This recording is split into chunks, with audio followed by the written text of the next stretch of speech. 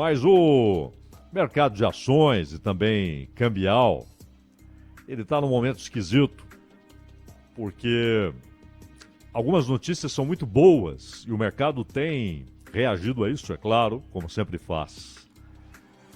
Porém, essa chuva de boas notícias, que fez muita gente sorrir e ver perspectivas boas, ela vem acompanhada de uma certeza de que ali na frente há uma crise internacional esperando para desovar suas consequências no mercado de ações, na economia de maneira geral.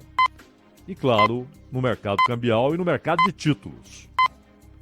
O que tem acontecido com o dólar, por exemplo, é muito interessante porque, primeiro, há a influência de sinais que estão embutidos ali na proposta de controle fiscal, controle de gastos, substituindo o teto de gastos. É uma proposta complexa, com pontos positivos, negativos, mas ela afasta alguns absurdos que estavam numa emenda constitucional absurda, que era do teto de gastos, uma emenda que inibia investimentos, até chegar ao ponto, isso é aritmético, de eliminar a capacidade de investimento e, no momento seguinte, colocar dificuldades para o simples funcionamento da máquina governamental. Um colapso. Então, afastar isso já é um grande negócio. Claro que o setor financeiro, o comprador de títulos, gostava daquele limite de gastos que não atingia pagamento de juros. Ou seja, para os credores não havia teto. E, ao se estabelecer um limite tão baixo para investimentos, corrigido pela inflação do ano anterior, é óbvio que isso significava que os recursos disponíveis para o pagamento de juros não faltariam. Então era duplamente interessante. A dívida não era atingida pelo teto e as restrições a outros usos do dinheiro público, essas restrições garantiam que não faltaria dinheiro para pagamento do serviço da dívida. E aí, claro, poderoso como é, esse setor move seus porta-vozes. A maioria constituída de involuntários. Não são porta-vozes conscientes, mas acostumados que são a enxergarem o mercado como uma referência e como um portador, ele mercado, da infalibilidade. Por isso as manchetes que vimos nas últimas décadas. O mercado não gostou, o mercado foi contra, o mercado fechou a cara, o mercado está emburrado, o mercado se revoltou. Tratam o mercado como se fosse um ente com um único pensamento, com sentimento único, com interesses únicos, homogêneos. E não há nada de homogêneo no mercado, senão não seria mercado.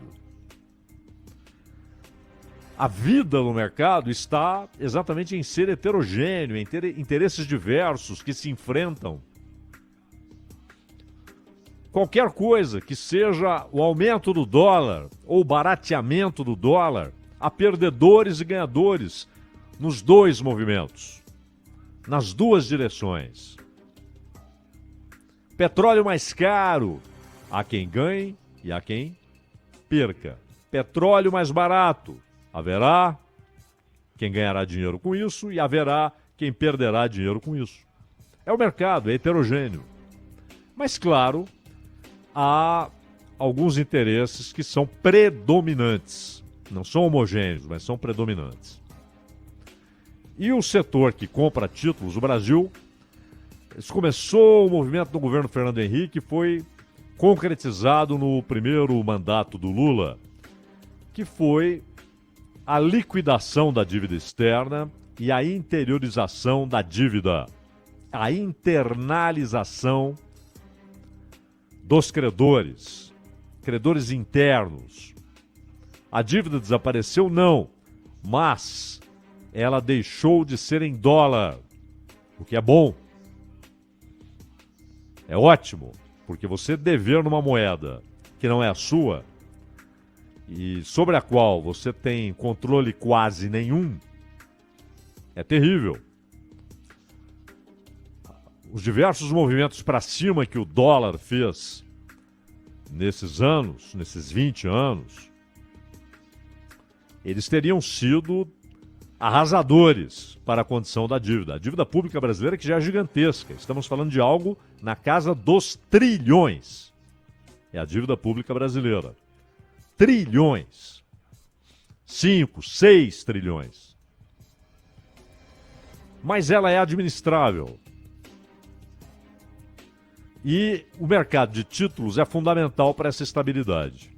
Então, quando vem, teto de gastos rodou. Agora temos novos parâmetros, mas não se abandonou a ideia de responsabilidade fiscal e de redução de gastos. É uma intenção apenas isso por enquanto? Sim, por enquanto apenas isso. Uma intenção. É possível? É realizável? É. Será feito? Não se sabe. Só Deus sabe. Mas, por ser realizável e por haver a intenção manifesta, o mercado reage, na sua maior parte, positivamente. Isso tem efeito sobre o dólar. Mas também há o impacto, sempre há, né? Na relação de qualquer moeda com o dólar, há o impacto de acontecimentos internacionais. Primeiro, o risco de uma recessão nos Estados Unidos. Claro que isso traz um problema também para a relação real-dólar. Um problema primeiro, depois traz a notícia positiva. O problema é que, se de fato os Estados Unidos entrarem em recessão, eles comprarão menos produtos do resto do mundo, inclusive do Brasil. Além de você vender menos para um mercado importantíssimo, é óbvio que você vendendo menos, haverá menos dólares vindo dos Estados Unidos para o Brasil, porque haverá menos compra. Então, será menos dólar entrando, será menor o volume de dólares entrando no mercado brasileiro.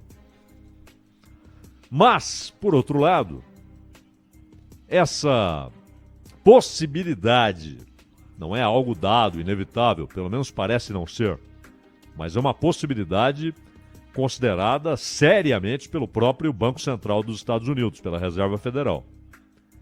Se houver, de fato, um ambiente que indique recessão, ou se realizar a recessão, é claro que a Reserva Federal será pressionada pelos acontecimentos a reduzir a taxa de juros nos Estados Unidos. Ou, pelo menos, a interromper a política de elevações da taxa de juros, política desencadeada pela necessidade de combater a inflação, ainda muito alta por lá, mas que tem caído, porém, pelo motivo nefasto de diminuição da atividade econômica. Há momentos em que a causa da queda da inflação é preocupante. Você comemora a queda da inflação, mas quando você olha a causa, a causa é a diminuição da atividade econômica. É menos gente comprando, menos gente produzindo, menos gente empregando. Isso é terrível. Mas se a recessão torna-se inevitável ou um risco muito alto, a tendência é a redução da taxa de juros nos Estados Unidos. Isso significará que os títulos do Tesouro dos Estados Unidos ficarão menos atraentes. Eles são permanentemente atraentes, eles têm um nível de atração que é imutável pela segurança. Porque quem quer investir ou emprestar ou comprar títulos, olha para os títulos do Tesouro Americano e diz: não há risco de moratória. E o capital busca segurança e rentabilidade. Quando é possível unir as duas coisas, ótimo. Quando não é, ele faz escolhas. Ou ele se arrisca para buscar mais rentabilidade, ou ele prefere se refugiar na segurança.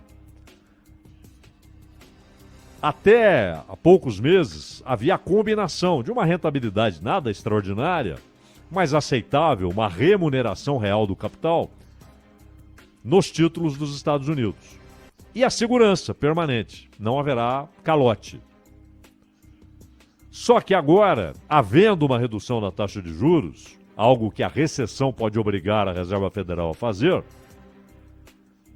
os títulos do Tesouro Americano voltam a oferecer apenas segurança, mas uma rentabilidade baixíssima.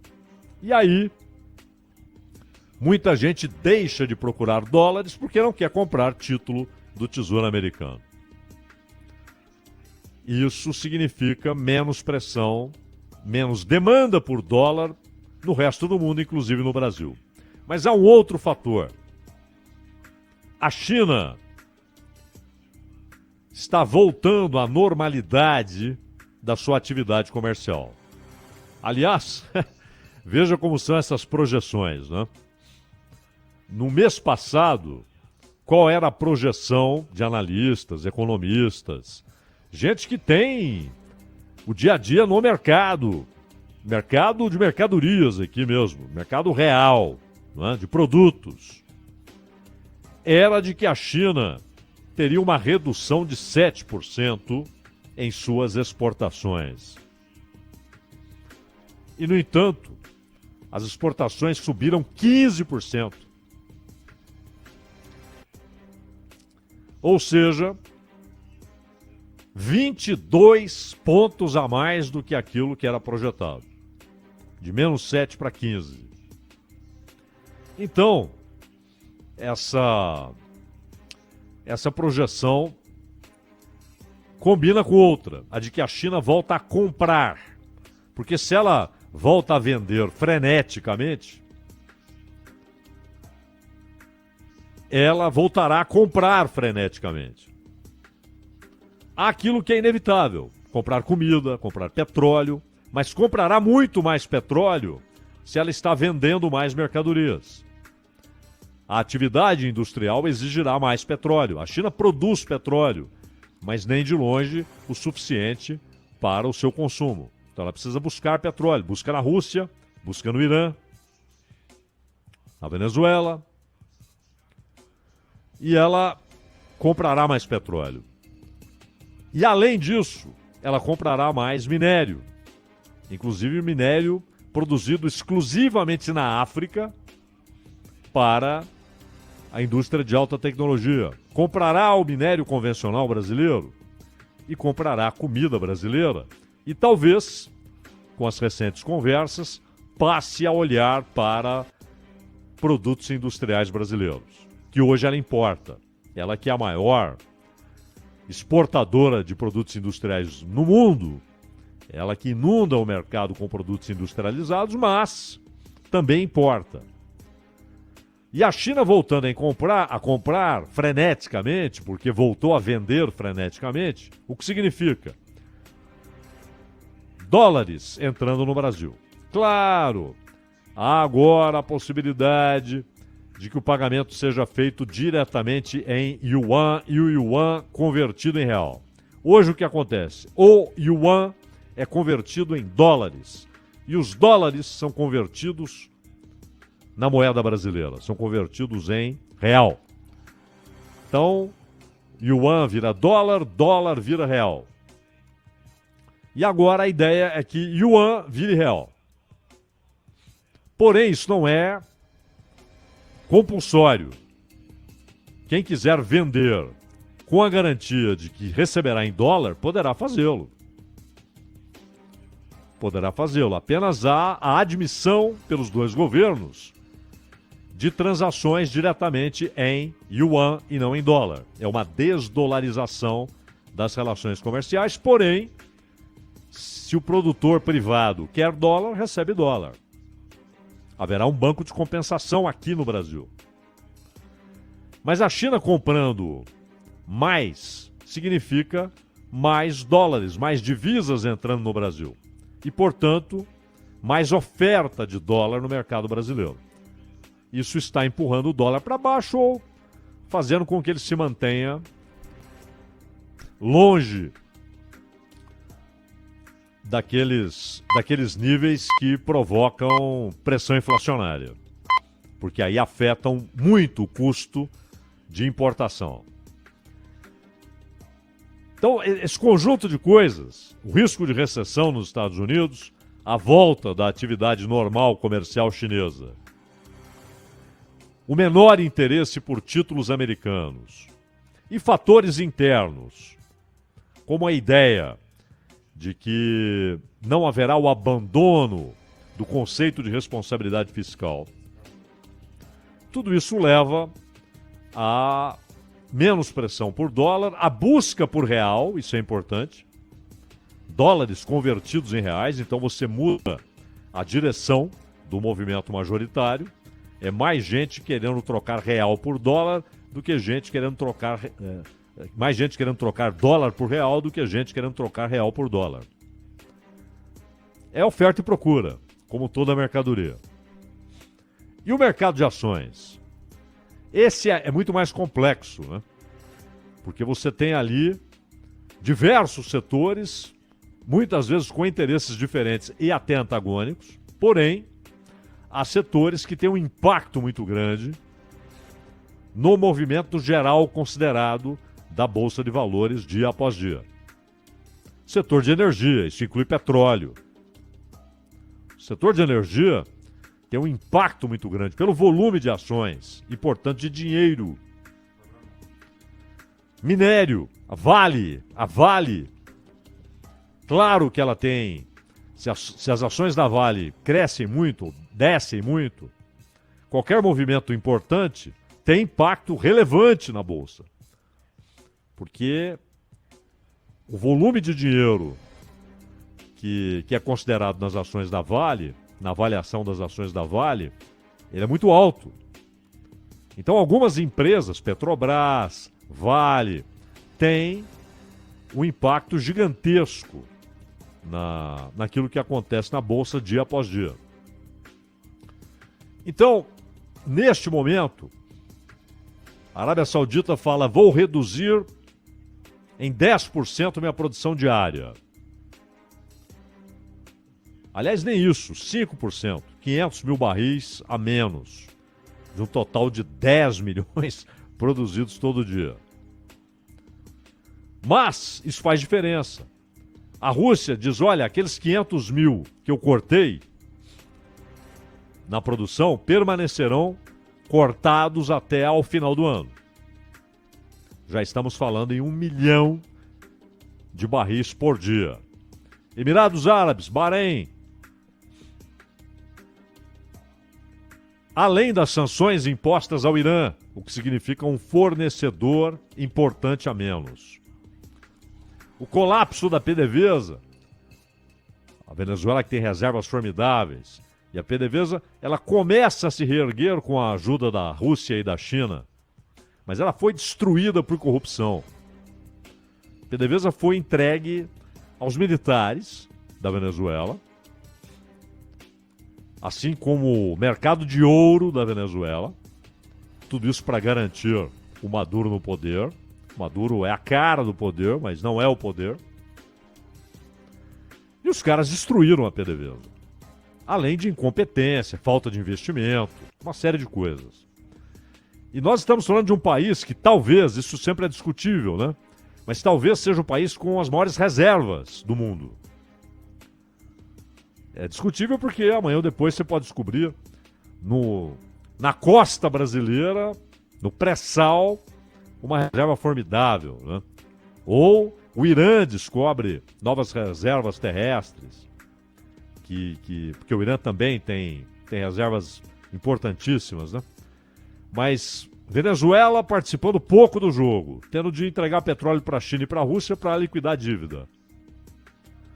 O Irã alijado de grande parte do mercado. Diminuição na produção de Rússia, Arábia Saudita, Emirados Árabes. Qual a consequência? O preço sobe. Qual a consequência no Brasil? Valorização das ações da Petrobras, porque o que ela vende está mais caro. Então, essas são as consequências do cotidiano, do dia a dia, do que está acontecendo agora. Porém, esses grandes investidores, principalmente bancos, eles não têm só analistas econômicos, eles têm analistas de situações internacionais, de política internacional e de política interna. Se não são contratados permanentes, são contratados para palestras, como consultores. E convenhamos, hoje não é preciso ser nenhum sabichão, basta acompanhar o noticiário para ver as nuvens carregadas, pesadas, para já vislumbrar os raios e ouvir os trovões. O que se enxerga no cenário internacional é um cenário de confrontos, de consequências que não são nem controláveis e nem previsíveis, não se sabe, só sabe que serão importantíssimas. E óbvio, também para a economia, como foi a pandemia. A pandemia em si não é um acontecimento econômico, mas é óbvio que ela tem consequências econômicas gigantescas, como teve. A guerra não é, por si, em si, um acontecimento econômico, mas é óbvio que ela tem consequências econômicas gigantescas. Então, apesar do otimismo que os fatos de hoje eles entregam um otimismo real, não é fantasioso, é sustentável aos investidores.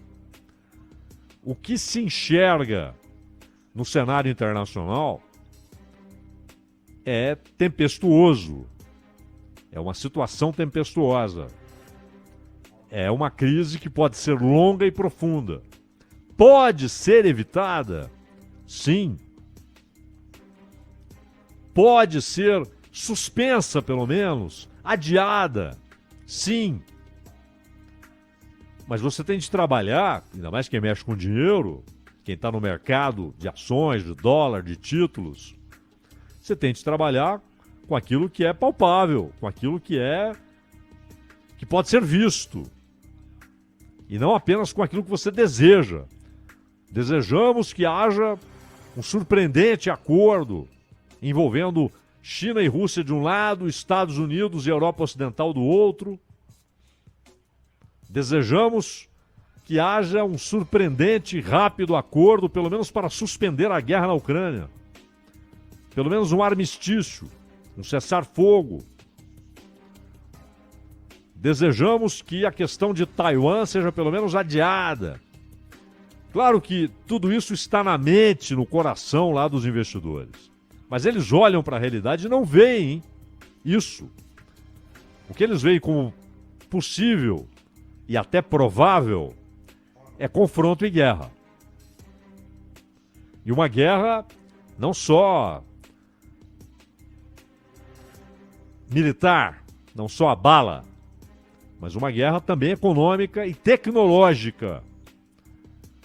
O que mostra o tamanho do impacto que isso terá na economia mundial. A China já está suspendendo a exportação de diversos produtos vitais para a indústria tecnológica americana, de diversos setores, inclusive militar.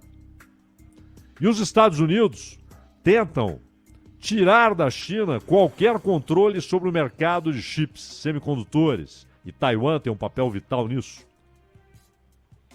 O que move os Estados Unidos nessa questão taiwanesa não é o amor pelo regime de Taiwan, não é a defesa da democracia, até porque a Taiwan foi uma ditadura até 87. Quem acabou com a ditadura foi o filho do Chiang Kai-shek. Chiang Kai-shek morreu em 75, mas a ditadura durou até 87. Não é isso. É interesse geopolítico, estratégico, militar e econômico. Então, o que está desenhado é muito preocupante, porém, enquanto só notícias boas vão chegando na realidade do dia a dia, as pessoas aproveitam para a valorização dos seus investimentos. Não é? É assim que funciona. Então, otimismo pelo que está acontecendo hoje, as notícias são propulsoras de melhora no mercado cambial, mercado de ações, melhora para alguns, né? Nunca é para todo mundo. Mas o cenário para todos, o cenário que se pode vislumbrar para todos é, no mínimo, preocupante. Ronald.